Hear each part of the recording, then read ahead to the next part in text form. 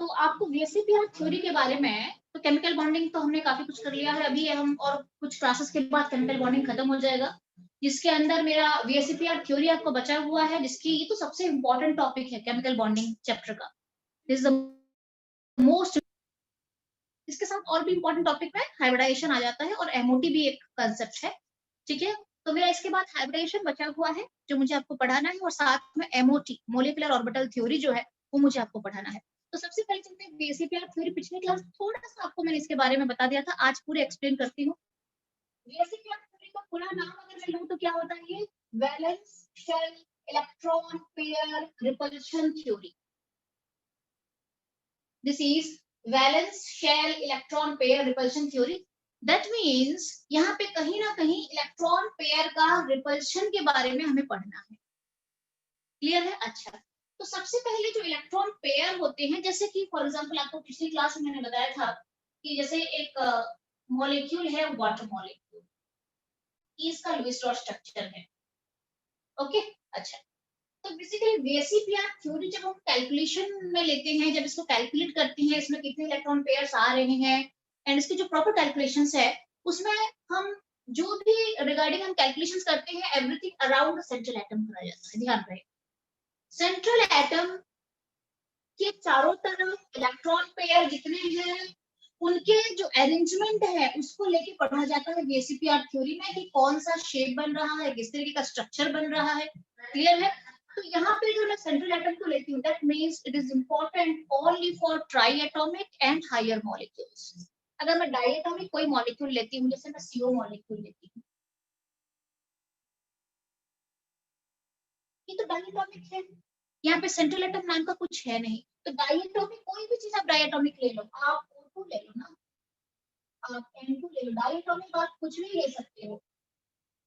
तो die atomic के लिए वीएससीपीआर का कोई रोल नहीं है, बिकॉज डाई एटॉमिक में ना मेरा कोई एंगल बनने वाला है। डाई एटॉमिक में कौन सा एंगल बनेगा? ये तो पूरा लीनियर है ना, इस तरीके का मॉलिक्यूल है। तो डाई एटॉमिक मॉलिक्यूल्स के लिए वीएससीपीआर थ्योरी का कोई यूज नहीं है।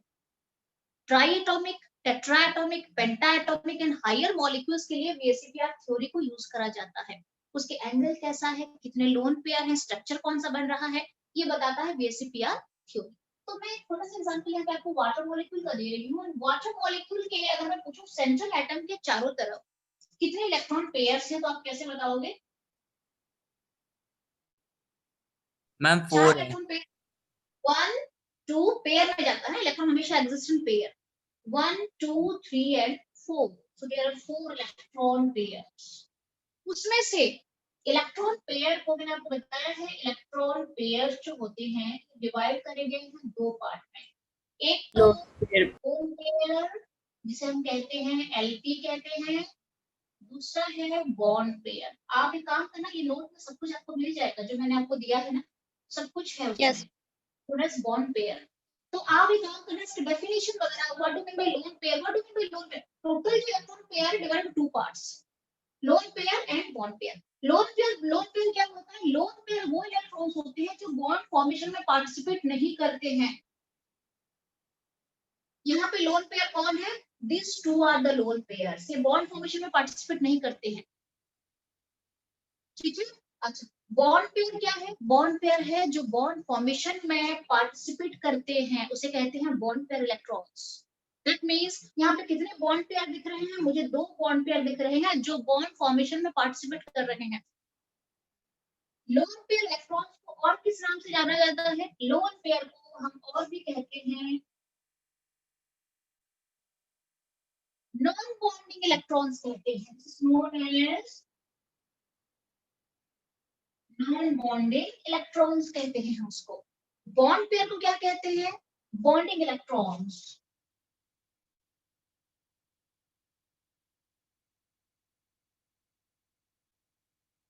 Means those take part in bond formation। ठीक है, अच्छा, इसमें मुझे सेंट्रल एटम के चारों तरफ मुझे टोटल इलेक्ट्रॉन पेयर मिलते हैं 1 2 3 4। अब इसमें से बॉन्ड पेयर कितने हैं और लोन पेयर कितने हैं? मैम 2 है। और लोन पेयर भी मेरा दो। 2। अच्छा, अब बेसिक थ्योरी क्या कहता है, ये जो कॉम्बिनेशन आप देख रहे हैं ना, लोन पेयर और बॉन्ड पेयर, इनके जो कॉम्बिनेशन होते हैं, कई बार यहाँ पे 2-2 का कॉम्बिनेशन बैठ रहा है, यहाँ पे जो कॉम्बिनेशन बैठ रहा है 2-2 का कॉम्बिनेशन बैठ रहा है, ये जो कॉम्बिनेशन है लोन पेयर और बॉन्ड पेयर का, यही ज्योमेट्री बताता है. This is responsible for the shape of the molecule, this is responsible for the geometry of the molecule, कि ये लीनियर होने वाला है, ये वी शेप लेने वाला है, ये टेट्राहेड्रल होने वाला है, ये प्लैनर ज्योमेट्री लेने वाला है, ये बाइपिरामिडल होने वाला है. व्हाट इज द ज्योमेट्री, कौन बताता है? The combination of this lone pair and bond pair. This is very important. This pair is, कहीं पे 3-1 आता है, कहीं पे 3-4, कहीं पे 4-0 आ जाता है, कहीं पे 4-2 आ जाता है, लाइक दैट. क्लियर है? ओके. अच्छा, तो दिस इज ऑल अबाउट, आपको थोड़ा बहुत आइडिया हो चुका है कि ये जो इलेक्ट्रॉन पेयर्स है कैसे डिवाइड करे हुए हैं और हम कैसे कैलकुलेट करते हैं. नाउ नाउ ये भी इलेक्ट्रॉन से, ये भी इलेक्ट्रॉन से, ये भी इलेक्ट्रॉन से, ये भी इलेक्ट्रॉन से, all carrying same negative charge. तो there must be a force of repulsion between them. चारों एक दूसरे को क्या करेंगे, चारों पेयर रिपेल करेंगे. that means what? Yes. That means there exists force of attraction between all the electron pairs. There exists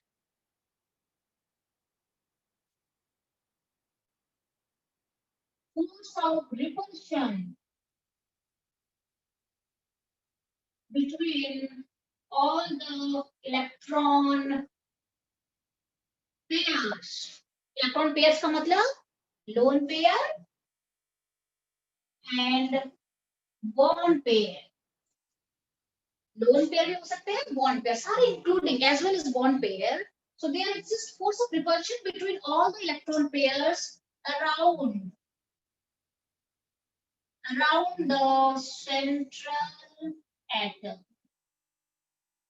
तो सेंट्रल एटम के चारों तरफ ये जो इलेक्ट्रॉन पेयर्स मुझे मिल रहे हैं, including bond pair and lone pair, इनके बीच रिपल्शन चलता है.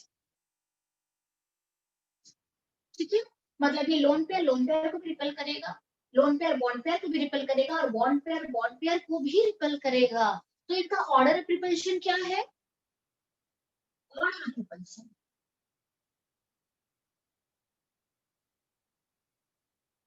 मतलब कौन सा रिपल्शन जो है वो ज्यादा पावरफुल है, ज्यादा स्ट्रॉन्ग रिपल्शन है. ऑर्डर रिपल्शन कैसे जाएंगे? लोन पेयर रिपल्शन होता है that is greater than lone pair bond pair, that is greater than bond pair repulsion. सबसे स्ट्रॉन्गेस्ट रिपल्शन किसके बीच होता है? Lone pair. अगर लोन पेयर है तो ये ज्योमेट्री को बिगाड़ सकता है पूरा, बहुत ज्यादा अफेक्ट कर सकता है ज्योमेट्री को. अगर लोन पेयर है तो इनके बीच का रिपल्शन काफी स्ट्रॉन्ग होता है. Then lone pair bond pair, then comes my bond pair and bond pair repulsion. Clear है? अब हम चलते हैं एग्जैक्ट थ्योरी क्या कहता है. अब आपको पता चल चुका है कि कुछ बॉन्ड पेयर होते हैं, कुछ लोन पेयर होते हैं, उनके बीच रिपल्शन होता है. अब ये जो रिपल्शन होता है वो कैसे ज्योमेट्री को डिसाइड करता है. So now is my BSc PR theory. इसको डेफिनेशन में हम बता देती हूँ आपको. ठीक है, तो मैं यहाँ पे लिख रही हूँ डेफिनेशन, आप भी नोट डाउन कर लो. Okay, so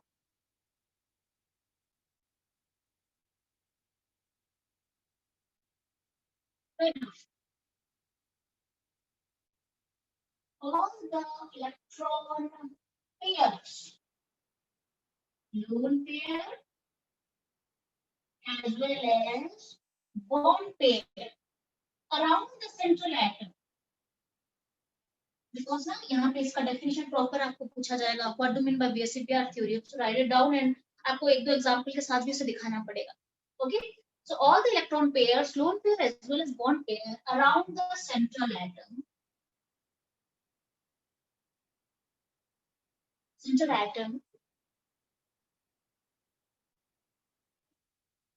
rearrange themselves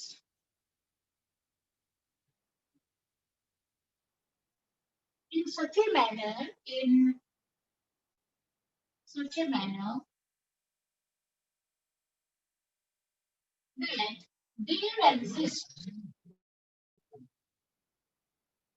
that there exists minimum repulsion between them.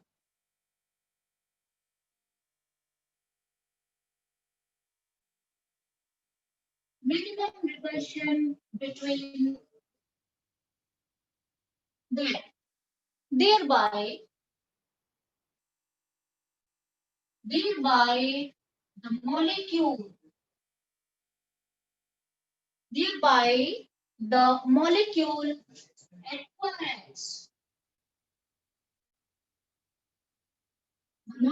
acquires a definite geometry or shape,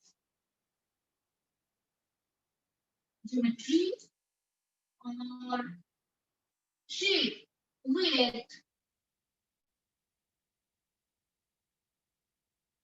minimum energy and maximum stability. Okay.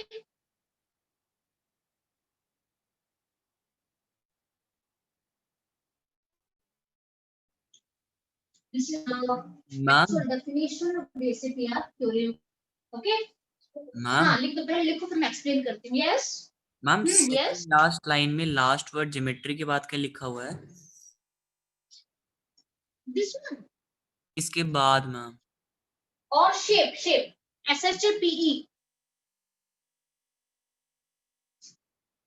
अच्छा, तो पहले मैं इसको पूरा एक्सप्लेन करके हम अभी पढ़ेंगे VSCPR थ्योरी के रूल्स क्या होता है, कैसे आप VSCPR का कैलकुलेशंस करोगे. This is basically a calculation actually. तो कैलकुलेशन मैं आपको सिखाती हूँ, अभी उसका फॉर्मूला क्या है कैलकुलेशन करने का. तो अब हम चलते हैं. तो आपको मैं लिख दिया कंप्लीटेड. Yes ma'am. ओके, तो मैं आपको समझाने जा रही हूँ अभी. VSCPR थ्योरी पहले पढ़ लेते हैं. All the electron pairs, lone pair as well as bond pair around the central atom rearrange themselves in such a manner that there exists minimum repulsion between them. The molecule acquires a definite geometry or shape with minimum energy and maximum stability. ये जो water molecule बन रहा है, कल मैंने आपको क्या बताया था कि देखो वाटर मॉलिक्यूल जो बन रहा है ऐसे क्यों नहीं बना, लीनियर क्यों नहीं बना. दो बॉन्ड पेयर मैंने दिखा दिया है, दो लोन पेयर है ऊपर नीचे दिखा दिया है. लीनियर नहीं बनके इसका जो एंगल है 104.5 डिग्री आ गया और ये हो गया वी शेप. आपको दिख रहा है वी शेप है, दिख रहा है वी शेप है कि नहीं. अभी वी शेप क्यों बन गया, ये अच्छा खासा लीनियर बन सकता था. इसका रीजन क्या है आपको पता है. बॉन्ड पेयर और लोन पेयर का रिपल्शन चलता है. सेंट्रल एटम के चारों तरफ जितने इलेक्ट्रॉन्स पेयर हैं एक दूसरे को रिपेल करते हैं. उसमें सबसे स्ट्रॉन्गेस्ट रिपल्शन किसका चलता है मैंने बता दिया है, लोन पेयर का. ये सबसे ज्यादा एक दूसरे को रिपेल करेंगे, इन दोनों से भी ज्यादा ये दोनों एक दूसरे को रिपेल करेंगे. क्लियर है. अब ये जो चार पेयर हैं, दो बॉन्ड एंड दो लोन पेयर, ये अपने आप को इस तरीके से अरेंज कर लेते हैं एटम के चारों तरफ सो दैट इनके बीच मिनिमम रिपल्शन बने. क्योंकि कहीं पे अगर रिपल्शन मैक्सिमम हो गया ना, मॉलिक्यूल अनस्टेबल हो जाता है. वो खाली रिपल्शन को ही हैंडल करते रह जाता है. तो रिपल्शन अगर मिनिमम होता है तो मॉलिक्यूल स्टेबिलिटी ले लेता है, वे मिनिमम एनर्जी हो जाती है. हमेशा ध्यान रहे अगर किसी भी मॉलिक्यूल की एनर्जी मिनिमम है, स्टेबिलिटी मैक्सिमम जाता है उसका. ठीक है. तो ये एक दूसरे को अरेंज कर लेते हैं. कैसे रीअरेंज करते हैं सो दैट उनके बीच में रिपल्शन मिनिमम हो जाए. और ऐसे करते करते मॉलिक्यूल एक डेफिनेट शेप या ज्योमेट्री ले लेता है, जैसे कि वाटर मॉलिक्यूल वी शेप ले लिया है. क्लियर है. तो ये अपने रिपल्शन प्रोसेस को मिनिमम बनाने के लिए ही इस तरीके का ज्योमेट्री ले रहे हैं. That's why water molecule is not like this linear but it is a V shaped molecule. पूरा क्लियर है कि नहीं है? डन है. Yes ma'am.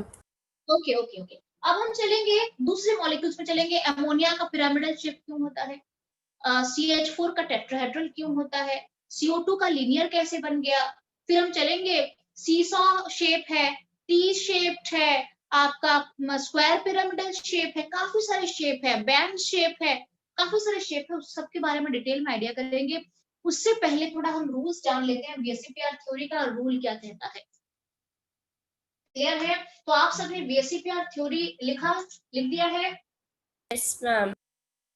अगर आपने लिख दिया है तो फिर मैं इस पूरे को रब करके यहाँ पे रूल्स बताऊंगी आपको, कौन कौन सा रूल डिफाइन करता है VSCPR theory. And this definition is very important. JCPR का अगर आपको डेफिनेशन में आपको और एक बहुत इंपॉर्टेंट बात बता देती हूँ, अगर आप एनसीईआरटी में ढूंढोगे आपको प्रॉपर डेफिनेशन नहीं मिलेगा, पॉइंट वाइज मिलेगा, 1.4-5 पॉइंट है उसका, उस तरीके से मिलेगा, but proper what is JCPR theory we won't get that. तो इसको प्लीज नोट डाउन करो, ये आपको लिखना है एग्जाम में। Done ma'am. Done, okay. तो मैं अभी इस सबको पूरे को मैं अभी रब कर रही हूँ, किसी ने कुछ छोड़ा तो नहीं है, देख लो अच्छे से। No, okay, ma'am. ठीक है, जागृत प्रेजेंट है? जागृत प्रेजेंट?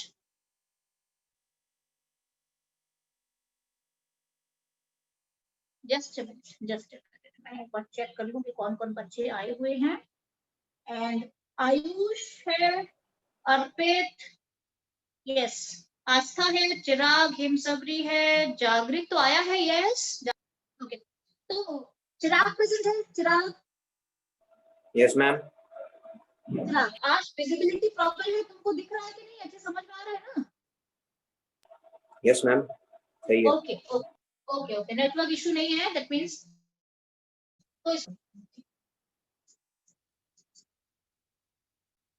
अब हम रूल्स पढ़ेंगे। ये रूल बहुत सारी जगह पे ना आपको, मैंने देखो कोवेलेंट लुईस क्रॉस स्ट्रक्चर जब आपको मैंने बताया था, उसमें भी कुछ रूल्स आपको बताए थे कि जो सेंट्रल एटम होता है वो लेस इलेक्ट्रोनेगेटिव होना चाहिए, और सराउंडिंग एटम जो होते हैं वो बेसिकली हाइड्रोजन, उसमें एक्सेप्शन जाता है, कई सारे आपको रूल्स मैंने बताया था। तो यहाँ पे भी कुछ कुछ आ जाएगा, मैं अभी आपको बताती हूँ। अब बेसिकली थ्योरी के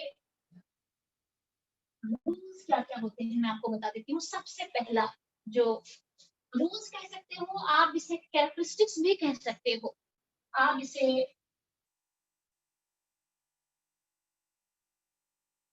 कैरेक्टरिस्टिक्स भी कह सकते हो। सबसे पहला पॉइंट क्या है, अभी आपको मैंने बताया, for diatomic molecule there is no use of BSPR theory. Write it down.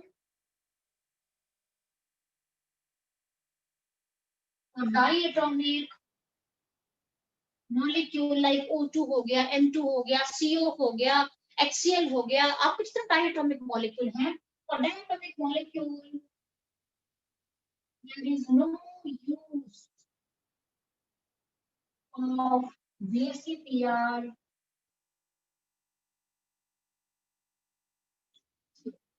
पहला रूल है ये, इसमें सोचना भी नहीं है, BCPR थ्योरी को कंसीडर भी नहीं करना है इसमें।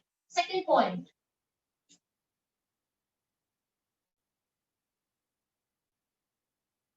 तो ट्राइएटॉमिक और हायर मॉलिक्यूल, ट्राइएटॉमिक और हायर का मतलब होता है ट्राइएटॉमिक हो सकता है, टेट्राएटॉमिक हो सकता है, पेंटाएटॉमिक हो सकता है, हेक्साएटॉमिक हो सकता है, हेप्टाएटॉमिक हो सकता है, ऑक्टाएटॉमिक हो सकता है। तो फॉर ट्राइएटॉमिक और हायर मॉलिक्यूल्स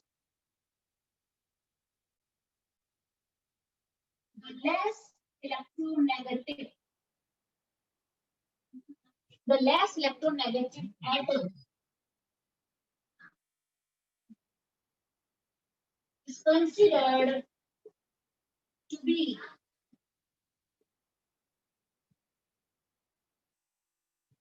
central atom। इसका मतलब क्या है, अगर मेरे पास ट्राइएटॉमिक या हायर मॉलिक्यूल्स हैं जहां पे कि 3 से ज्यादा एटम हैं, तो मैं सेंट्रल एटम को कैसे डिसाइड करती हूँ, जो लेस इलेक्ट्रोनेगेटिव होता है वो माना जाता है।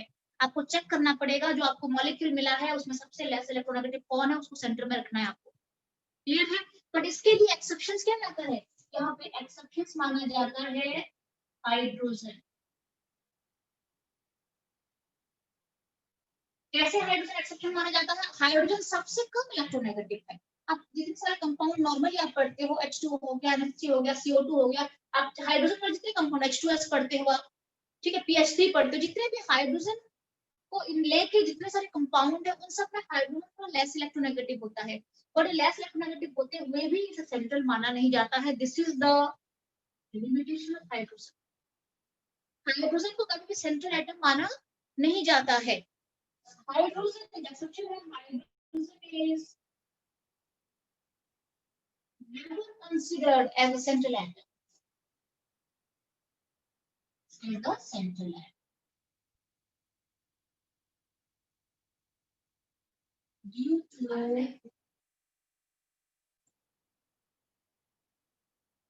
diplet condition, diplet state.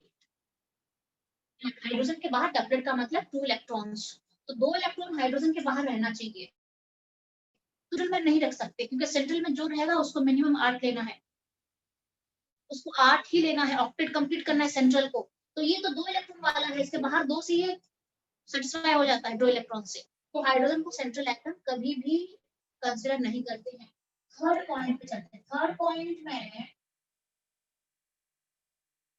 Point क्या कहता है कि एग्जाम्पल मैं आपको दे रही हूँ, देखो मैं पहले लिखवा लेती हूँ फिर आपको इसका एग्जाम्पल देके बताऊंगी।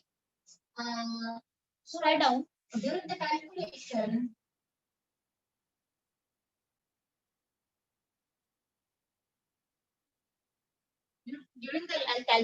for electron pairs,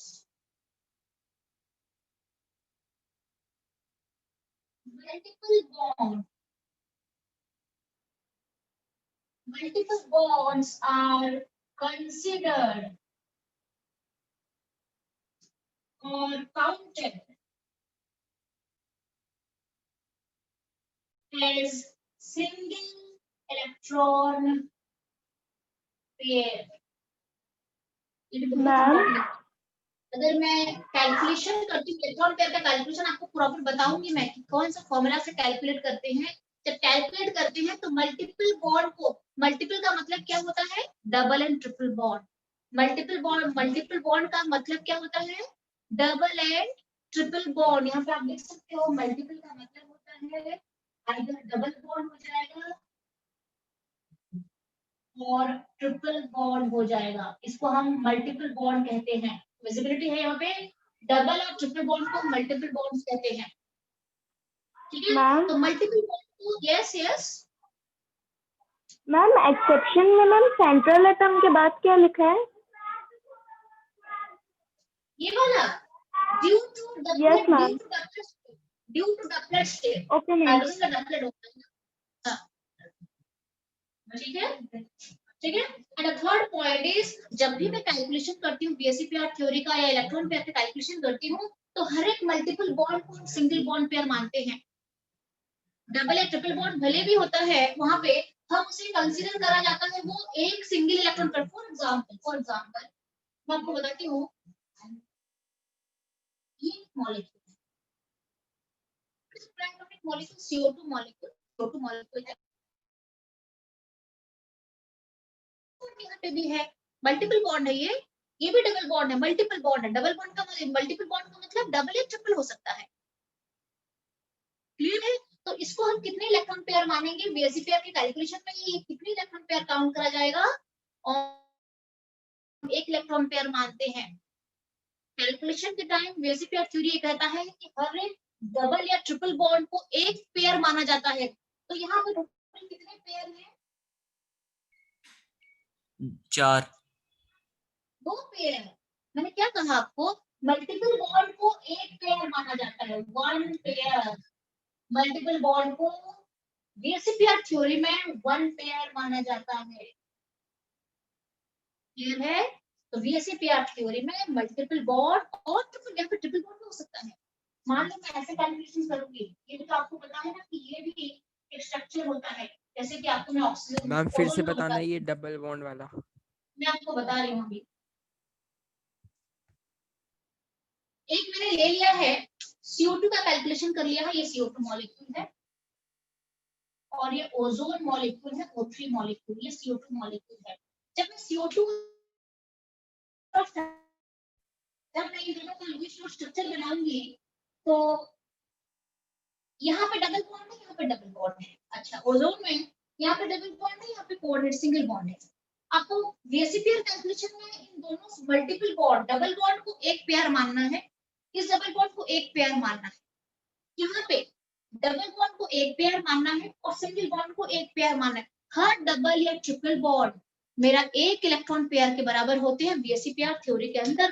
तो मुझे यहाँ पे बताओ टोटल पेयर कितने में काउंट करूंगी? 4। 2।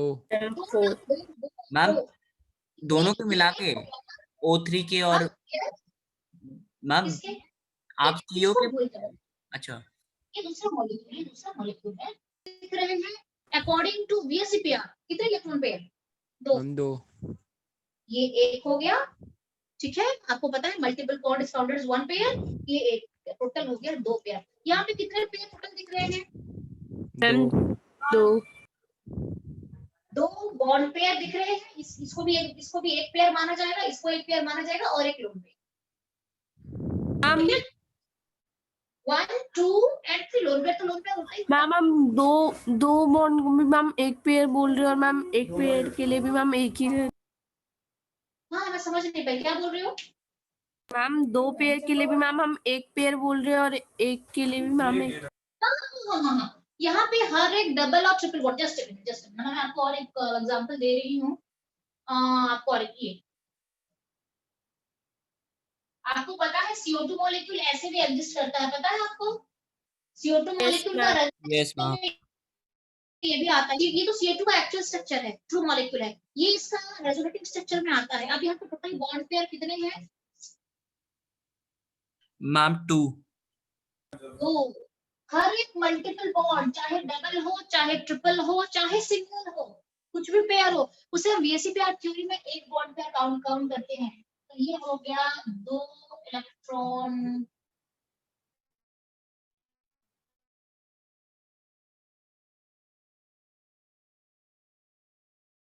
इम्पोर्टेंट जान लो, नॉलेज है पूरा प्रॉपर ये है। तो यहाँ पे total bond, total electron pair में से कितने मिल रहे हैं? यहाँ पे ओजोन में टोटल पेयर कितने मिल रहे हैं? यस मैम, कोई आप प्रॉब्लम नहीं स्टार्ट है। कर दो, आप स्टार्ट कर दो। हाँ ठीक है, नो प्रॉब्लम। अच्छा सो समझ में आ गया कि थर्ड रूल क्या कहता है कि कोई भी मल्टीपल बॉन्ड हो VSEPR थ्योरी के अंदर हम उसे एक बॉन्ड पेयर मान लेते हैं, ठीक है।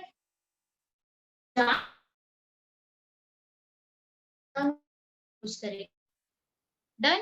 अब हम चलते हैं फोर्थ पॉइंट में चलते हैं, that is the very important point. Fourth point में चलते हैं। यहाँ पे जगह नहीं है तो मैं एक काम करती हूँ, ये ऊपर का जो पॉइंट आपने लिखा हुआ है, दिस 2 पॉइंट, यस मैम। ठीक है, तो मैं इसे रब करती हूँ, फिर आपको फोर्थ रूल बताने जा रही हूँ, ठीक है। Fourth rule is, fourth rule का तो बहुत डायरेक्ट कनेक्शन है बेसिक थ्योरी के बाद। आपको पूरा इसका यूज करना पड़ेगा, इस रूल का मैक्सिमम यूज होता है इस रूल का।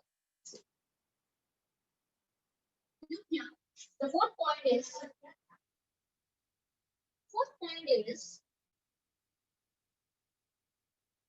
जब हम इलेक्ट्रॉन पेयर के कैलकुलेशन करते हैं, अभी तक तो आपको फॉर्मूला मैंने बताया नहीं है, रूल्स के बाद फॉर्मूला बताऊंगी। जब हम कैलकुलेशन करते हैं इलेक्ट्रॉन पेयर्स का, वहां पे हम उस कैलकुलेशन में अगर सराउंडिंग एटम अगर ऑक्सीजन है या कोई डाइवलेंट एटम है तो हम उसे इग्नोर कर देते हैं। ड्यूरिंग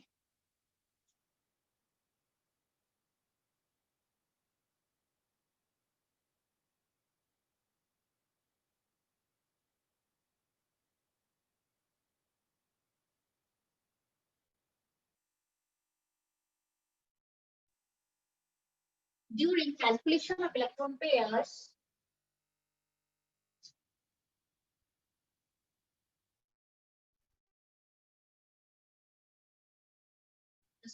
मैं आपको अच्छे से डिक्टेट कर देती हूँ थोड़ा सा।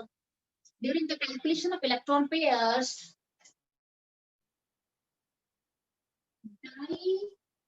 divalent atoms